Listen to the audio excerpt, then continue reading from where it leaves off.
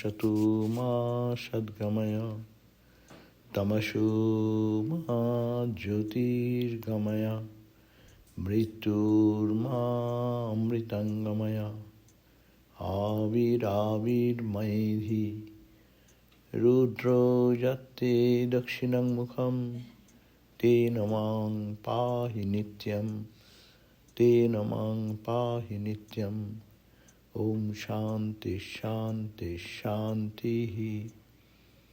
O Lord, lead us from the unreal to the real. Lead us from darkness to light and illumination.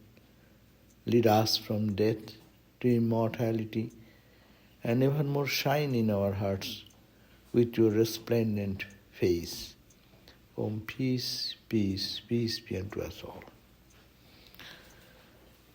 So today our topic we have selected the stages of liberation. As the Swami has introduced, that we are all, whether we know or we do not know, we are all struggling towards the path of liberation, towards the path of freedom. If you look at the life of all of us, we are struggling in different levels. From the physical level, mental level, emotional level, intellectual level, and ego, of course. So every step we feel that I am bound, I want to get out of it. And ultimate, even one gets all these physical barriers are overcome, then also people think that I want to be liberated from this bondage and ignorance. Why am I here? Why am I to be born here? Why am I to go through all these problems of life? What is the ultimate goal? Why I am struggling whole life? Meaningless struggle, why? So that question is to be solved. That is the final liberation. A liberation is not only from escape of the human beings only struggling for liberation. That is not true. Everything created in this universe is struggling to be liberated from its limitation.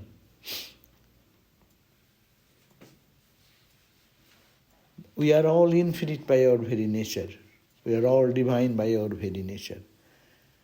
So we find, even go to the bacteria, to the cell, to the body, in very minor area where everything is struggling not to be dominated by somebody. LDL is fighting with HDL. In your body system, how many things are always constant in fight. For what? I should not be dominated by you. You should not dominate me. So all this getting out, I will be alone in my own way. Even a young boy or a girl, you ask mom and dad, tell something good or bad, they think that is, no, I understand this, I want to be free. That's why when they get at the age of 19 or 20, they go to college, they become free. But that freedom does not become the freedom. Then they understand there is other bondage also. So this is a call of freedom, is the call of everyone. Swami Vivekananda said, freedom is the song of the soul. Our song of the soul is we want freedom. No one to dominate me, and I should not be dominated by, I will not control, but I don't want to be controlled by anyone. So liberation is the ultimate liberation is the knowing who we are, getting to overcome all limitations and bondage and ignorance, attantiko dukkha nivritti, total annihilation of all suffering, and paramananda prapti, the attainment of that supreme bliss. I will attain that supreme bliss, that is one point. It has two aspects. One is attantika dukkha nivritti. Dukkha is suffering, nivritti is transcending that. But dukkha nivritti not once. We can, today I have some problem and that problem may be solved, but tomorrow the same problem comes again. That is not a solution. But attantic, it will be such extreme that never ever any pain, suffering, duality will be able to touch me. Attantic means total annihilation of all suffering, all types of suffering, in whatever level we live in our awareness. And it is not a negative thing that dukkha will go away and I will remain in void or what? My dukkha is gone. Am I in void? No. Attainment of that absolute joy, the limitless, infinite, after attaining which no one will feel that I am to attain anything more. I have to gain anything more. Whatever we attain in this material life, we still have something more to gain, no? And more, even if you reach the highest level of education, the highest level of recognition of the in the society, in your field of education, field of your promotion, you accept everything, but still there is a hankering in the high mind, something more, something more, something more. Because we are infinite, we cannot stop at any point. That is the goal of life, that is called the liberation idea. But the liberation idea starts from the very material subjective state of our real existence in the world. The liberation from what? Poor people, they want to be liberated from their poverty. A person who does not get a chance for education, he wants to be getting liberated from this ignorance, the hassles of the struggle. He wants to go illiteracy. Someone is ill health. He wants to get above that, to transcend that, liberated from the disease, freedom from disease, So in every level in our day-to-day life, from poverty and illiteracy, from ill health, mental, physical oppressions in the society, in the name of religion, controlling others, my religion, your religion. There is oppression in every area, and there is a constant struggle going on all over the globe, all the time. Doctrines and dogmas, my doctrine, your doctrine is dominating upon me, I don't believe that. Your faith system does not tally with me, I don't believe that. So there is always a struggle and a pressure on the weak by the powerful, rich, poor, how people become rich. You have to do something to extract something from others, excepting for genuine service and dedication. That's a different thing. So this is the question, that there is the oppression by the powerful over the weak, the rich is over the poor, social injustice. So these are, everyone wants to get out of it. We want to be free. And we get, even in religious movement, liberation theology, in the Christian Roman Catholicism in the 20th century, we find a religious movement, and that was centered in Latin America. What it emphasizes the liberation from social, political and economic oppressions as an anticipation of ultimate salvation. Ultimate salvation is the goal, but at least the first problem is to be solved in our economic development, the social and political level, all the troubles which are going through, that oppression, we want to get out of that. Beginning in the 1960s, we find that there is a council in Second Vatican. Liberation theology became a political issue then. It starting from the spiritual level, just we want no oppression, and then become a political issue. You see, the black theology of liberation, the contemporary to above voice, black liberation theology came up because they are oppressed, they are treated badly. So against that, we want to be free from that. The slavery, to get out of the slavery, no? Slave. And why human personality will be purchased as a slave, and why am I to bear with that pain? So injustice and social situation, even in religious movement, those thoughts came, and feminist liberation theology, that is also the same thing. Why the women should be discriminated? Why they will be...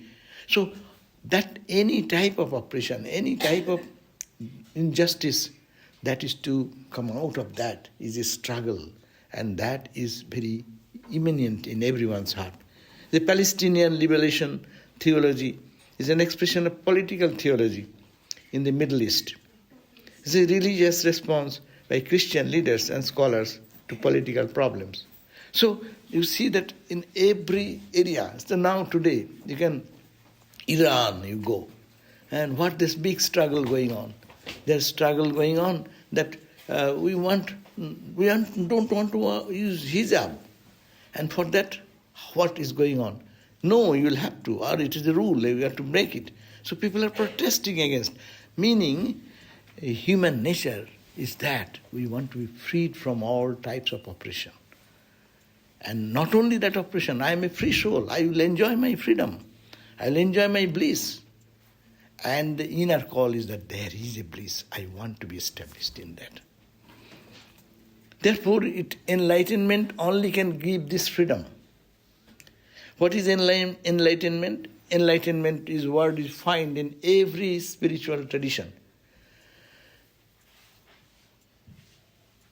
The spiritual, we are just not discussing much on the social level, in the material level. We are facing those challenges. Their social and political organizations are there. They can deal with that, and they can try to find them solution of it.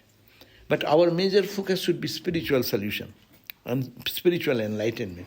So enlightenment word is used in most of all the religions in different ways. When we find that in Buddhistic term, we all know, it is called bodhisattva, a state of bodhisattva, a state to attain to that state where there is no suffering, no meaning. It is all attaining into the peaceful state, and you are becoming a source of peace to all others. In Hinduism, we call it Kaivalya, Kevala, only that reality is the truth, and I am that truth. Jainism, they call Kevala Jnana. Zoroastrianism, Usta. These are all different terminology used in different religious traditions.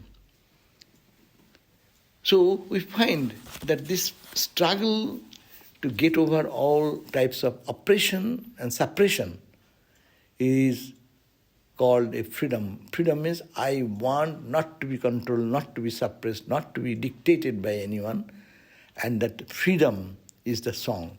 Therefore, even the liberation from these conditions of human existence is not enough. More freedom is needed there, and that is called the mukti. And liberation in Hindu psychology, it is maybe two types. One is while living in the body, now, and one says if you cannot, when the body drops, after that you become liberated. One is called Jivan Mukti. Jivan, when I am breathing, I am free. I have touched my divine nature. I am established in my infinite bliss. No one can create any trouble for me. Even they do physically, but it does not touch. Christ was physically touched, but he is not touched internally. Buddha, say Rama, Krishna, look at all these. They have reached that flight where there is no such control. No one can control. With that story, that king, the monk was sunbathing, and Alexander went to see, and seeing that wonderful dedication and power of enduring things, he said, I want to bring you to my palace. And he didn't agree. And said that, why are you disturbing me? I am bathing sun. Get out of my way. to tell such audacious language to Alexander is not an easy thing. And the Alexander says, do you know, I can kill you. And he take out his sword. And this monk who was having nothing, fakir, nothing in the body, only one lion cloth. He said, you liar, Alexander, you have told many lies in life. But you kill me? I am unborn, I am untouched by the fire cannot burn me, water cannot soak me, air cannot dry me. I am that Atman at the face of that sword. No? So nothing can, because he is established in that level. That is called freedom. I am not a slave of a king. I am not a slave of a poor.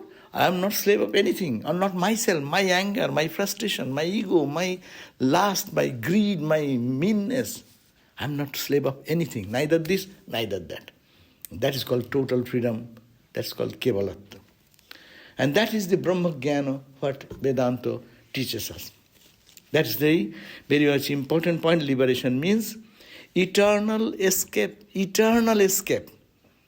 from all types of sadness and painful conditions of every type. Very important point. It is not momentary. Momentarily we can escape. Something has happened, doctors can fix me again for some days. But that side is done now. They have treated my heart, then it starts kidney. The kidney is cured and then it works in some other area. So there is no permanent cure. It will move from one place to another. But authentic means total annihilation.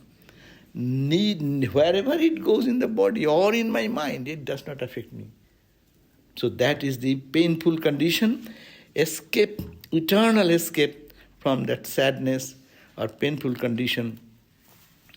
And in all Hindu religion, excepting the Trabuco philosophy, all other schools of philosophical thought, branches of Indian philosophy, accept this idea of liberation. Trabuco thinks that there is no life afterwards, don't worry about it. Eat, drink and be merry. That's all. What is there, this much is the only world.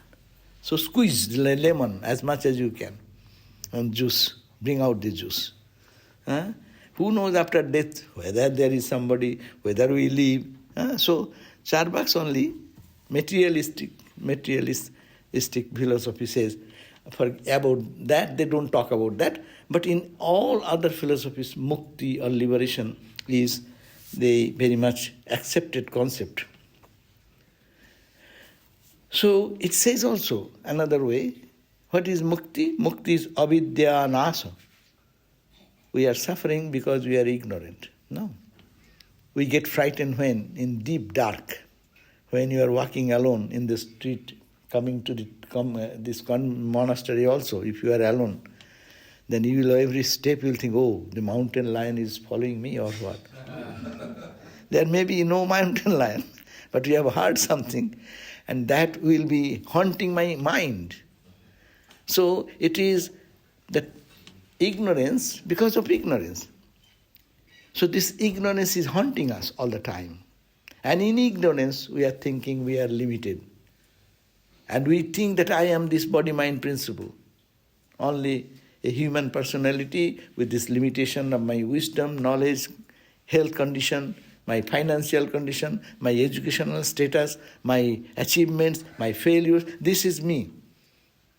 But these are all in the level of ignorance, according to Vedanta, avidya. So avidya nasha. This freedom means total destruction of this ignorance.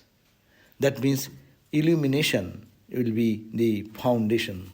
So liberation from not only physical, external impulses, but from internal impulses also.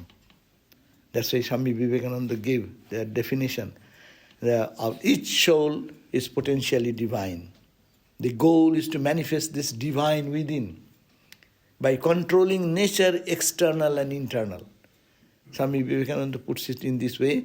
Two natures are there. One is the external nature and one is the internal nature. External nature, as I just discussed so much, even the natural disaster, fire, earthquake, flood, say any type of external turmoil creates the suffering for us, makes us feel we are bound.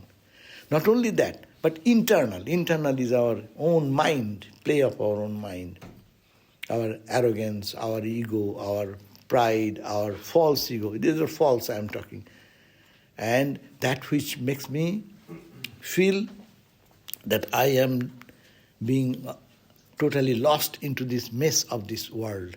So it is liberation then will be the destruction of what? Desire. We are desiring something. What you are desiring? All of us will say, I desire freedom, I desire joy, I desire happiness. No? But where is that joy, happiness, free from all obstacle? There is nothing as such in the plane of this duality. Therefore, we find that the destruction of desire for these petty desires. We are involved, we have engaged ourselves in desires. Nothing wrong. But what we desire, we don't desire the infinite. We don't desire that endless, limitless thing. We all enjoy for little petty things of today's problem, or this month's problem, or this year's problem, or my lifetime problem. If I get few millions, that my lifetime problem is gone. No, it does not solve my lifetime problem. And even this thought, that internal desire for craving for other things is actually making us bound slave of the thing. Therefore, destruction of desire is very important. Why? Not to be a fool. When we say, don't desire, does not mean that I am a fool, everyone is enjoying and I will be no desire, no? But no, you desire what?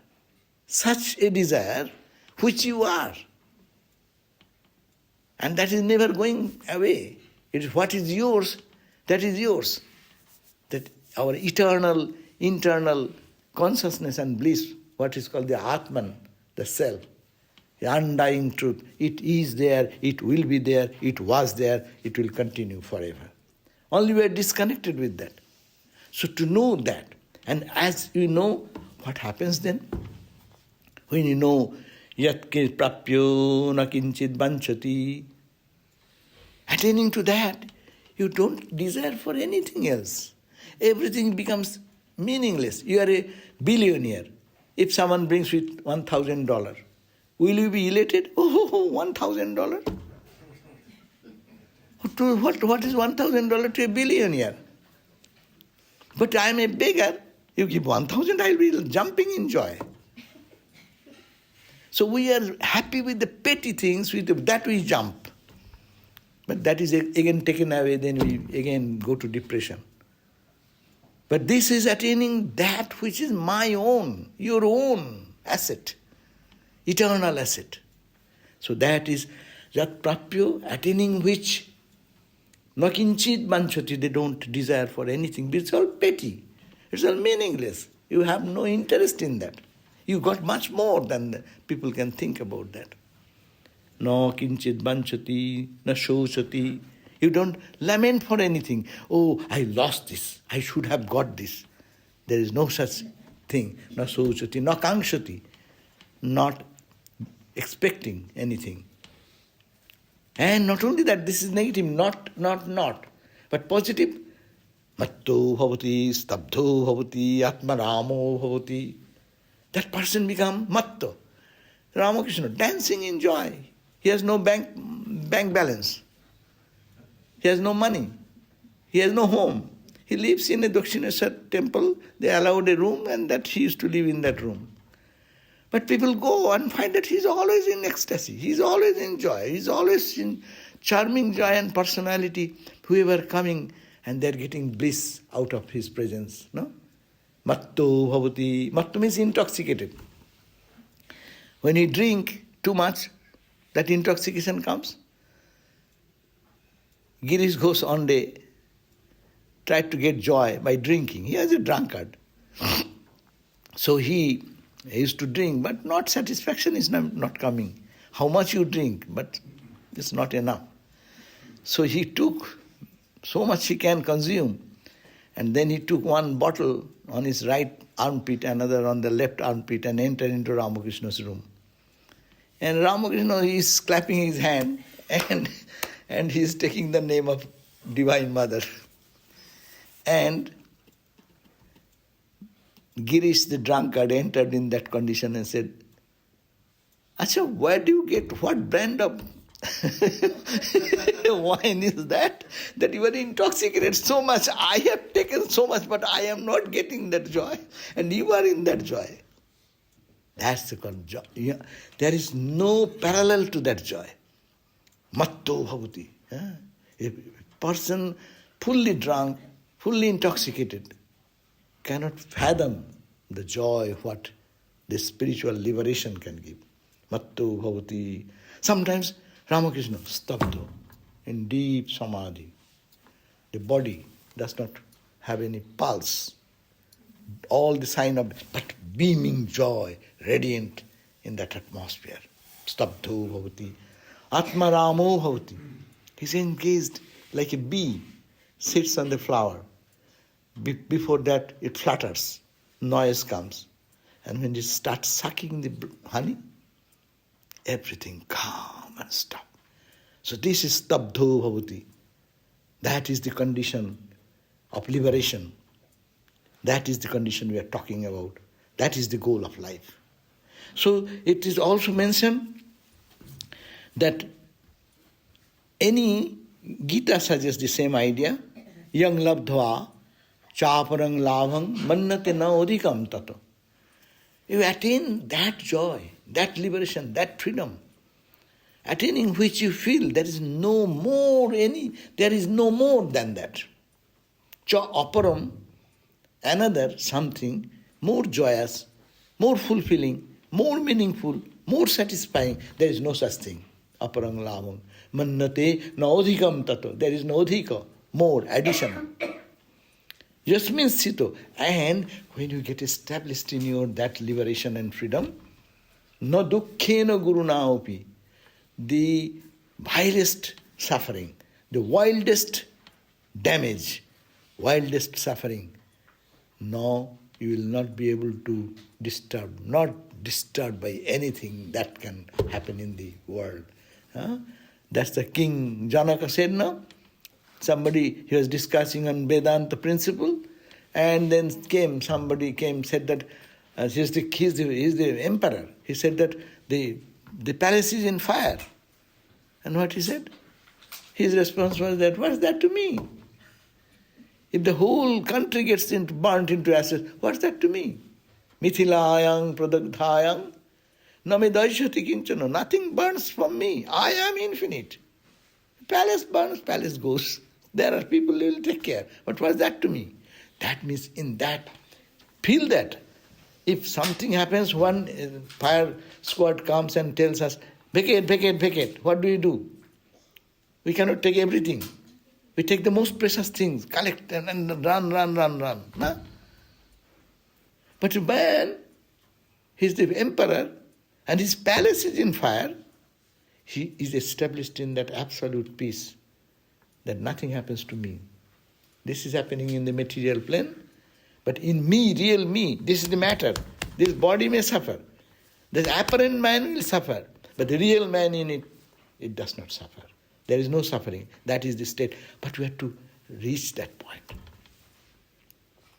Whole spiritual life is to reach that culmination, that point of culmination. Therefore, mukti means freedom from all types of bondage, slavery. But there are also two types of bondage is there. One is the raw, it's called shackle, iron chain binds us, no? When it's iron chain, that's also binding. And someone binds you with a golden chain, is it not bondage? What do you like? Someone binds me in iron chain, this is bad. And someone binds me in a golden chain. That's also bondage. Deeper bondage. Because the added value of the gold. Who hates me, I know. I may say, okay, that person does not like me, okay, I don't care, okay? But when someone binds you with a knife of love, then what happens? Bondage, deeper bondage, we call attachment. Attachment is deeper in a golden chain. That's very difficult to final level of spirituality. We don't want bondage. But material bondage, spiritual bondage. I am a greater monk. I am a spiritual person. No. I do more japa. It's a pride. It's a chain. You are wearing a chain, costly chain. Because you are speaking in spiritual terms, and you really may be meditating a little, maybe half an hour more than others. You think, I am a spiritual person, greater than you. My religion is greater than your religion. My practice is much than that. That is also another chain. Ego works in different final level of attachment. So that is also to be bound. That's why it's called, one is the chain of golden chain and iron chain. Iron chain, we understand social injustice, racism, poverty, lack of freedom of speech and all these things which you discussed. It's bad, we all understand. Any good person will understand. No one will have a doubt. But when it comes for the higher chain is what? Name, I did a good job. You are a charitable person and people praises you. And you internally feel, oh, I'm something good, no? You cannot go further to transcend that weakness of name and fame and power and position. Look at the world, how the world is running. Power, grabbing power. One country grabbing the power on the other. China trying to grab this property, this place, that place. Russia going to this and that and that and then. So this whole world you see, even in home front, start from home front. Brother, sister. Who will get the greater share of mom's property, no? And then there is a fight going on. So they start from there. The social situation, the country situation, the world situation, go at the power, position, that all accessing the social recognition, feeling of good about one's, even in spiritual practices, following the highest path superior to you, etc. So freedom will be, the total freedom should be both.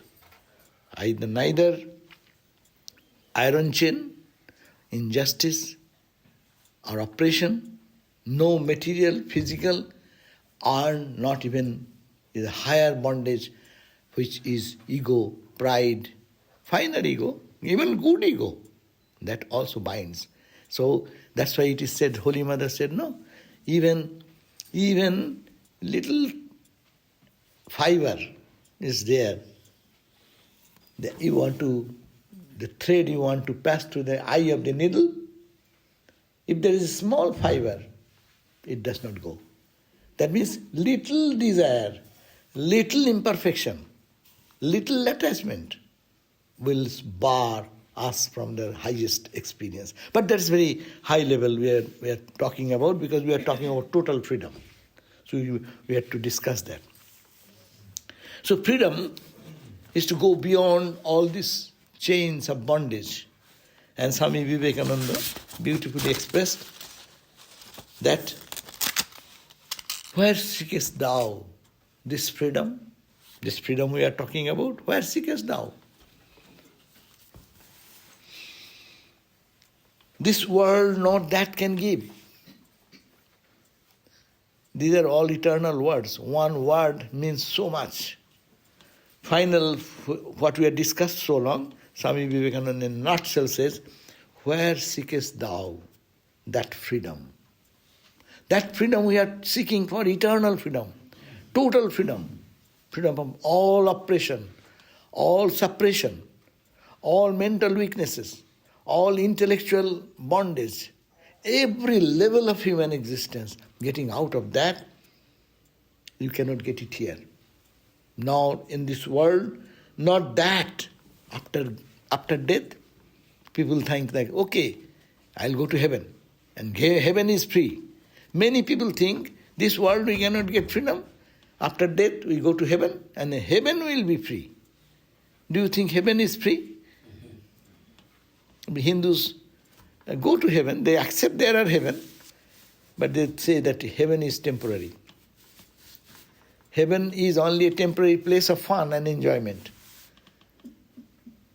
And you are not to work anything. You get as I give the example always, heaven is like a 5-star hotel. And 5-star hotel, how did you get? You did in your office good job, and your office boss is very happy with your service. You worked hard in the world, and you did good charity, love others, did this. Okay, said you get a bonus. Go for 1 month. Go to Hawaii. And with all expenses, we'll bear it. So, in heaven is like that.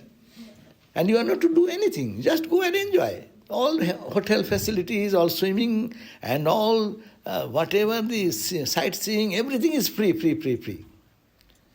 So that, but there is a limitation, no? When 30 days will be over, the hotel owner will say, now get out. Unless you pay more money from your pocket. But your pocket money is exhausted because heaven has been sanctioned for so many years. Then what will happen? Come back. When you come back, it's much work, no? After enjoying some vacation, when you come back to your office, you know how much you have to work hard. And they know how to squeeze you more. This world knows how to squeeze you more. So in the eyes of the Hindus, heaven is not a good place. That's the golden chain. This chain is, we understand, we suffer. We don't want it anymore. But going there, it seems good. But that is also not good, because that is also a bondage that gives the more suffering when you exhaust that punna, that meritorious action, what you did, as a result of you have enjoyed the heavenly pleasure. So Swamiji says, where seekest thou the freedom, friend? This world, not that can give. In books and temples, vain thy search. You are searching in the books, in the temples, in the churches. Thine only is the hand that holds the rope. Let go thy hold, sannyasi in bold. Say, Om Tat Sat Om. You are holding on to everything. Bondage is where?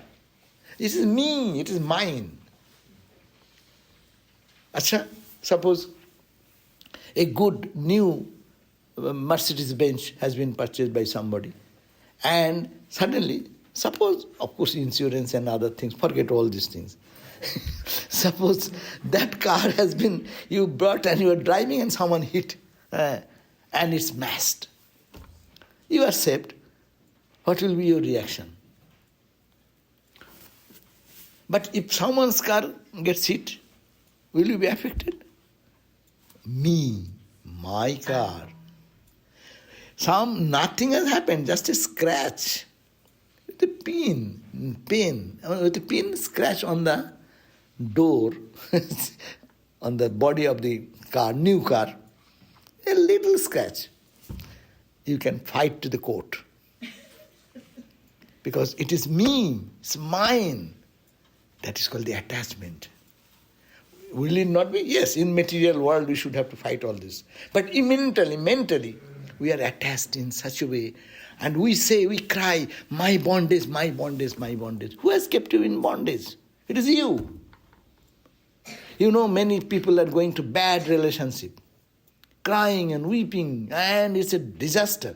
I'm giving a bad example. Why are you suffering so much? If you don't like, separate, get out, let go. And you are free. The moment you can say, let go, you are free. That's called detachment. Live in the world, love everything, do everything detach. Whenever we are asking our children should follow this, and the children does not follow, then what happens? Class comes, gadget. But if we, as parents, we can do the best we can do, serve them, do them, and let them do whatever. My hands are off. There comes the freedom. I'm giving you this example. In every phase of our life, every day's existence, we cry and weep because we want to hold on. I want this way, and this is I'm holding on. And if you just let go, total freedom comes. So this is the Swamiji's idea. Thine only is the hand that holds the rope, that drags thee on. Then cease lament. Don't lament. Only do let go thy hold. Sannyasin, you are a sannyasin then. You are a monk then. You are in home, but you are a monk. It is detachment in the mind, not in the physical. Should we all go to the forest tomorrow, giving up our house and car and everything? No. Let car be there, house be there, family be there, everyone. Love everyone, do the best, heads off. Give freedom to all and you be free. That is called the freedom. Swami Vivekananda continues, strike up thy fetters, bonds that binds thee down, of shining gold or darker, baser ore. Love, hate, good, bad, and all the dual throng. No slave is slave, and all the whipped, carrister whipped, not free. From fetters, though of gold, are not less strong to bind. Then off with them, sannyasin bold, say, Om Tat Sat Om.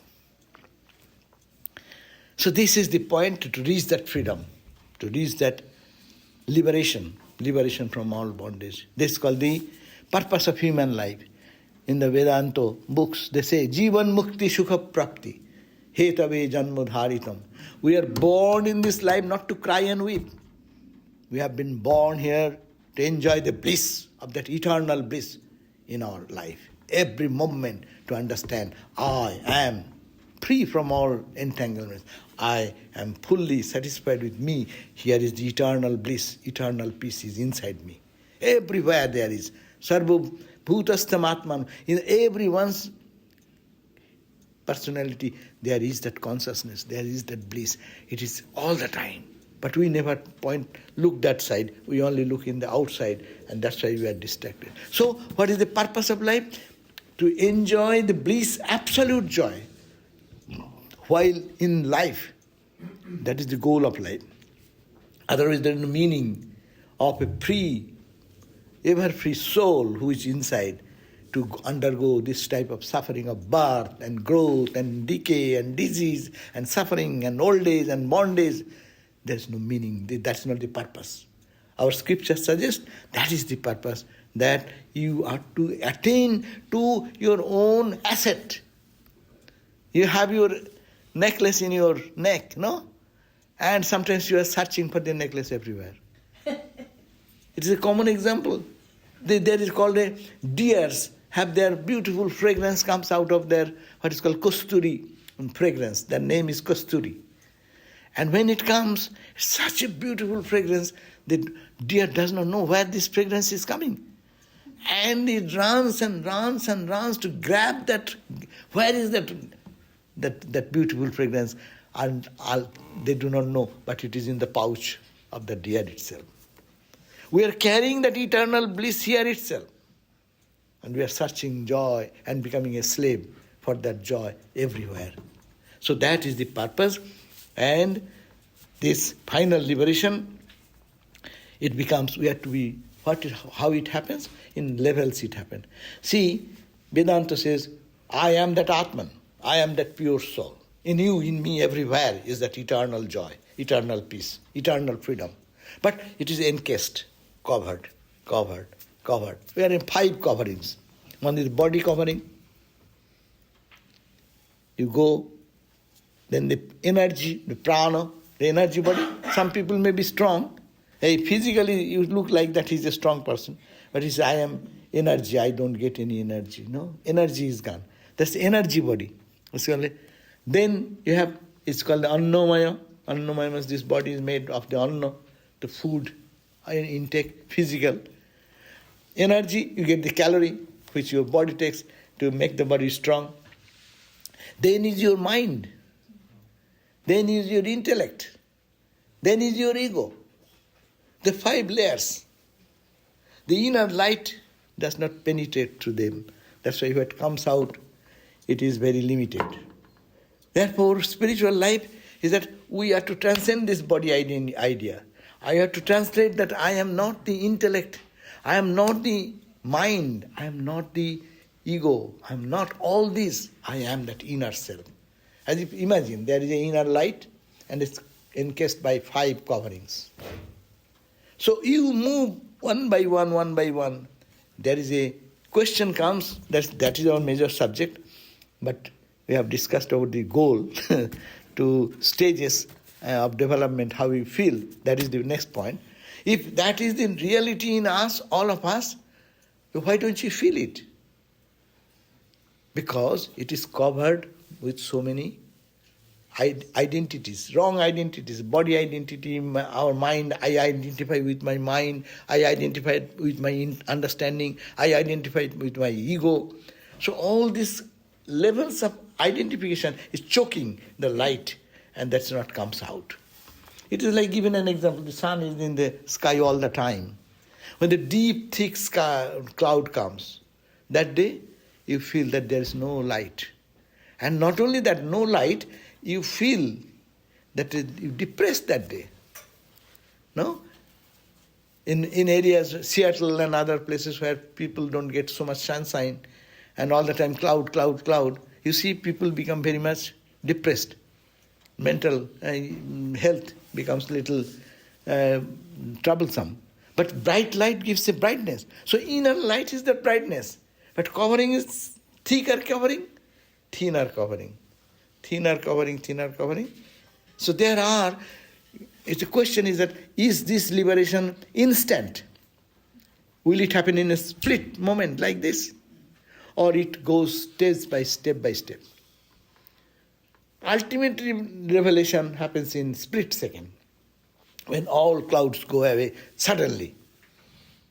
But in our spiritual journey, we have to get out of the identity of the body. I am not the body as much as you think, then you are moving towards spirituality. As much as you are thinking, I am not the mind and my emotions, then you are moving more, and brighter light inside, light is manifesting. And then as you go closer and closer to the truth, you get the bliss more and more manifest. So the development, some people think that spiritual development or the path of illumination is seeing some light or something. That is not. That may be a milestone, but that is not the sign. Sign is that how we are feeling the inner light in us, the inner joy, the inner reality, how it is more, I am feeling identified with that and detaching from that which I am not, which is changing. So that several stages, Sri Ramakrishna comes in our rescue. Ramakrishna said in the Gospel that mind in the 7 planes of existence we know, no? It is called the chakra, chakra. 7 chakras are there. So Ramakrishna said the lower 3 chakras, these bhumikas or the stages, when mind moves in this lower 3 chakras, it is called the ground, then mind gets attached to the objects of lust and greed. That means eating, sleeping and dying. That is the life, when the mind moves in the lower 3 chakras. Ramakrishna said when mind moves into the higher chakra, 4th, then you see the light, effulgent light. You see the vision of lights and experience. When the mind moves into the 5th chakra here in the throat, then a mood, the person will understand what is the sign of development. One can understand himself that he does not relish anymore the worldly talk, the mundane things, which was so pleasing. You know, even in life you will find, you used to go to so many parties. Your mind changes now. you don't feel so much joy in that. Rather, your heart is seeking for, let me listen to some talk, let me listen to this, read some spiritual text, or sing some bhajan. No? You find your taste is changing. So Sri Ramakrishna says, then in the mind moves here, that person will be inclined always to think of God, to talk about God, to listen about God. Other thing does not interest him anymore. And then when he goes to the sixth plane here, then his mind, he sees Satchidananda Roop, that means the form of the infinite Brahman, that is called Saguna Brahma, or the Brahman with quality. That vision happens here. And then when it goes, and then there is a tendency to merge into that love and merge into that consciousness. That happens in that.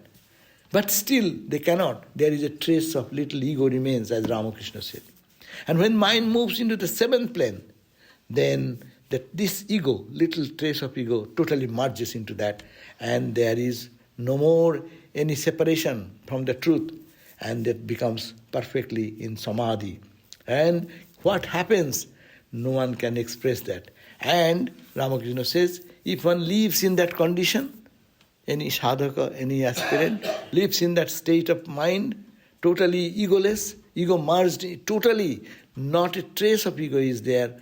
That's nirvikalpa state. And if you live there for 21 days, he does not come back, then he will never be able to come back. He will be permanently, eternally absorbed in that eternal bliss of the self. And that is the goal of life, final liberation.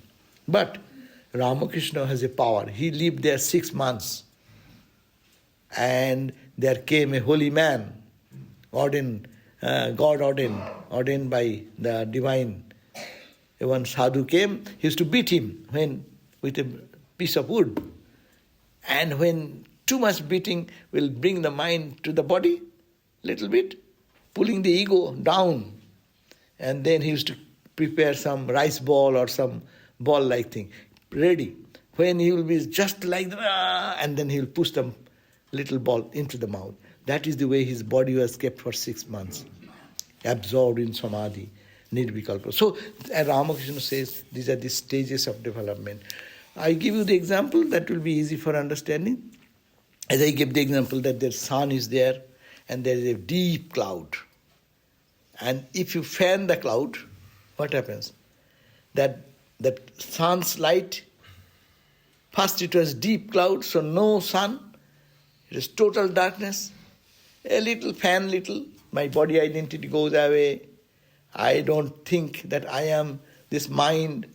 This level of cleaning, fanning the cloud continues. Then the more and more light will shine forth from inside. And when the total cloud goes, then sun is sun there. There is nothing else. So that is the state of final liberation.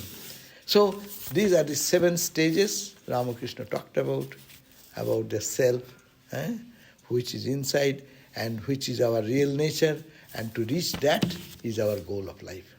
Okay, thank you. Time for a question, comment? Anybody?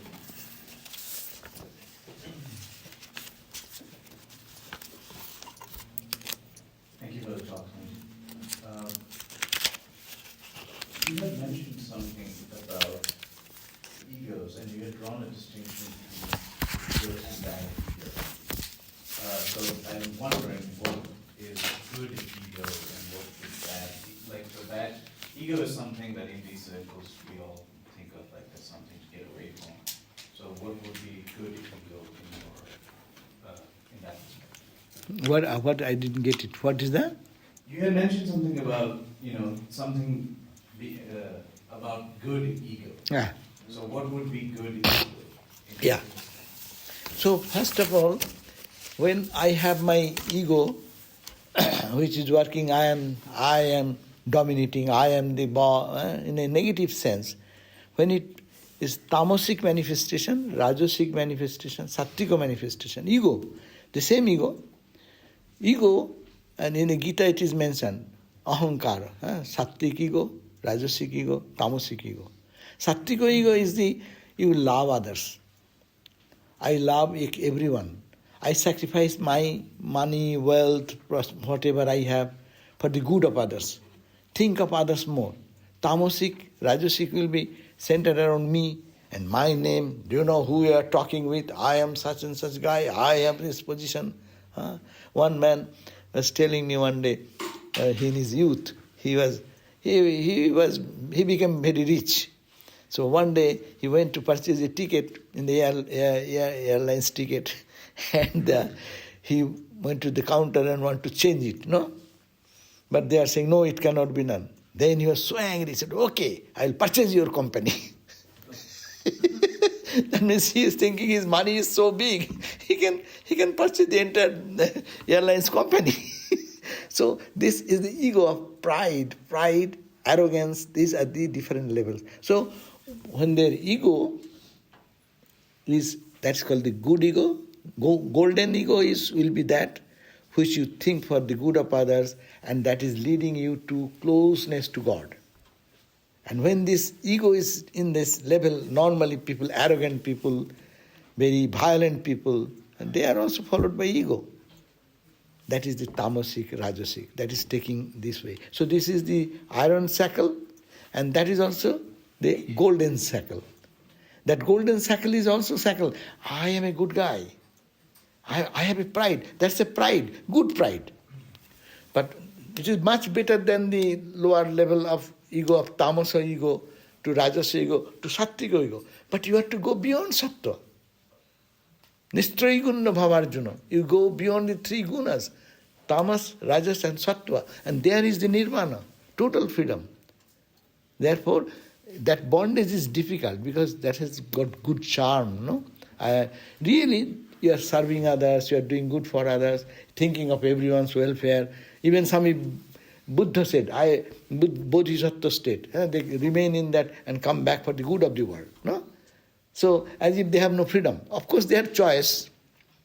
They choose to come back again and again. Vivekananda said, I'll be born again and again to serve anyone in the world suffering in any way, no? So, that is but that is also for the good of the world. Big ego, we cannot reach that plight, but that is also bondage because he used to come back again for the good of the world. Some people come to do the bad in everything in the world, and somebody is bound to do, he cannot but live without doing good to others. Thank you, Swami.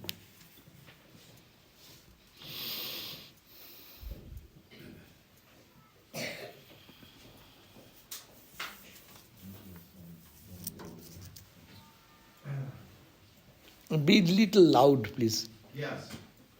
Thank you, Swamiji, for your talk. I appreciate it. I heard you elaborate a little bit last week in Hollywood on that, so thank you again. It was good to hear. Do you mind speaking of the Buddhistic Bodhisattva? Were you suggesting this is synonymous with the Jivan Mukta? This is somebody who is enlightened but remains here and integrates and continues to, versus somebody in Samadhi. Yes, I'm just looking for a clarification for terminology's sake, if you don't mind. These are very high level of spiritual stage, very difficult for us to understand.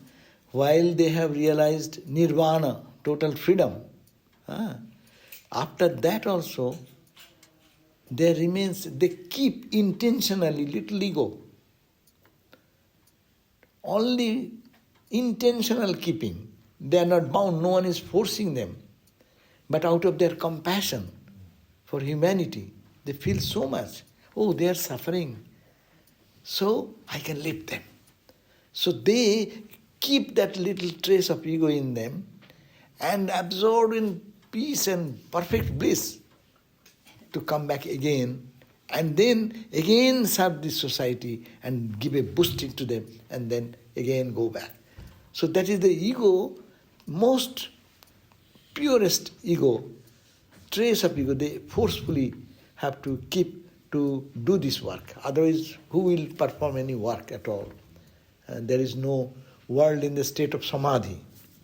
So they attain samadhi, then come back again, and they live in the world. They're called Jivan Muktas in Vedantic term, but Buddhistic term they call Bodhisattva state, a state of attainment, fulfillment. They are already fulfilled, but they are only for the good of humanity, keeping that little trace of ego.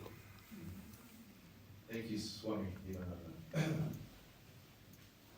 Sorry. Anybody else? Hmm. Yes. Give you the mic. Jagruta, It's okay. thank you very much for this Thank you. beautiful lecture, satsang. Would you say that Mahavatar Babaji, Babaji, yeah, Babaji, does he have the same status? I really, please, these questions I should not touch, because who am I to judge these people who are highly, which state they are? I don't know. But if they keep the body for the good of others that we hear, they are of a different level.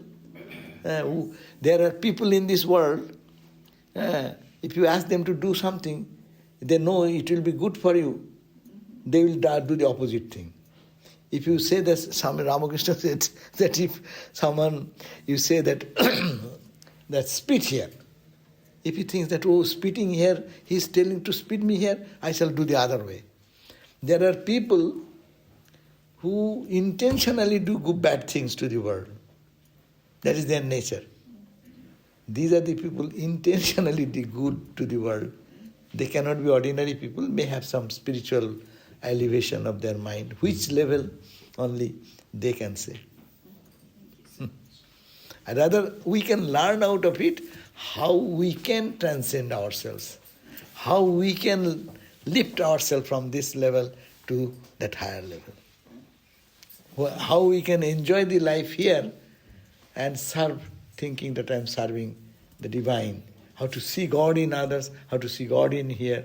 That should be our study of this big spiritual text is the only inspiration to go to a state where we can gradually let our thickness of ignorance be little less and less and less and less. Let inner light come out more and more and more. And spirituality is, Vivekananda says, being and becoming. How we become that light, how we become that bliss, how we become that infinite joy. It is here, concealed and covered. How I can unfold that. That should be our effort. And that we will have to do, we are doing consciously or unconsciously, but we have to do consciously. By our meditation, by our prayer, by our selfless work, whatever our gurus have taught us to follow in spiritual discipline, to help to unfold that. Okay.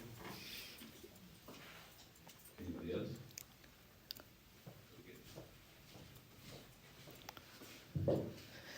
Thank you for the talk. I was wondering if you could just state again the 5 different stages you mentioned. Oh, 5 stages, 7 stages we are talking about. 7. So Ramakrishna said that lower 3 chakras, that means up to navel chakra, we do them normal day-to-day life, living. No higher thought, no spiritual thought. The animals, they also eat, they also procreate, they also sleep, they also die. So those people who cannot lift their mind beyond the 3rd chakra, they live like that. That's a general condition. But as by spiritual practice, selfless work, thinking of the good of others, praying to God, whatever may be the means, the cloud is little wiped out, then the mind automatically goes into the next higher chakra. And also, most of us are instructed by our gurus to meditate God in the heart. And the heart presence of the Lord is here more. Why? His first jump is going from 3rd chakra to 4th chakra. That means mind is elevated into higher level. So when we practice, and mind comes over here and can stabilize there, then Ramakrishna said there will be a vision of light, Jyoti. That's why Ramakrishna's prayer, in the evening prayer, Swami Vivekananda has composed the prayer, and there he says, Jyotiro Jyoti Ujala Hidi Kandara Tumi Tamo Bhanjano Hat. What he's saying, Jyotiro Jyoti, not this Jyoti, this light is not, we see that with eyes open. We are not to see this scorching light of the sun. But there is some light which is the Jyoti of the Jyoti, the light of the light. And Ujala Hidi Kandara, the cave of the heart, the darkness of the heart is removed. Swami Vivekananda has put Ramakrishna in the heart and saying that is the light comes up. So Ramakrishna says, when the mind gets there and get established, many people with their spiritual practice, maybe little one day, touch something and come back, no? It is like, as I give the example, the sky is full of cloud, and there is a little slit of hole, as it were, in the cloud. And one ray of light, suddenly you see one spark of light. So that they get little light. But that is not. When one gets established in the heart chakra, then you see light and light and light. And not this light, but Jyoti do Jyoti. And then if the mind moves higher, again by spiritual practice, it comes to here. I have seen some sadhus also, that when it comes there, they don't release any material talk. You talk anything mundane, they will feel some pain, as it were. Ramakrishna used to feel that at least someone is sawing with a saw blade on your head. When even that Lakshmi, that rich man, wanted to donate 10,000 rupees during that time to Ramakrishna for his personal use, he could not bear it. He felt that someone is sawing over his head with a saw machine. No? That pain. Are someone is giving me $10,000 and I'll feel not rejoice and jump in joy. And Ramakrishna is feeling pain. But his mind is so pure, he cannot feel the touch of anything or hear about that. Only God and godly words. That's why Ramakrishna said that a mood comes in their mind that they only want to hear about God, talk about God, and through their mouth only godly words come out. Nothing else can come out. So that you understand, that person has reached a very high flight. And then he says when it comes over here, he can see as if the infinite joy, Ramakrishna mentioned in another place, it's called Bhava Mukha. It is the stage, threshold, where duality is merging and absolute infinite is it's a starting point of experience. Then you enter into that, you are lost. So that's called, like here is the table, and here is table is free. It is infinite. So that threshold, that the trace of ego, our ego is a strong ego now. Body-bound ego, mind-bound ego, emotion, intellect, bound ego. People are all fighting. Do you know? It's my understanding. You say, no, it is my understanding. People are fighting with that. But this refined. That ego is only God's ego. And that ego also is just a thin ego was there that drops. Swami Vivekananda in the music, in a song, he has composed, Bahe matro ami, ei dharar nirantara. There is a trace of ego remains in that, little trace of ego remains in that state before merging into the absolute. So when the mind goes there, that's perfect samadhi. So these are the stages Ramakrishna talked about. Thank you. Om Shanti Shanti Shanti Harihi Om Tat Sat Sri Ramakrishna Arpanamastu.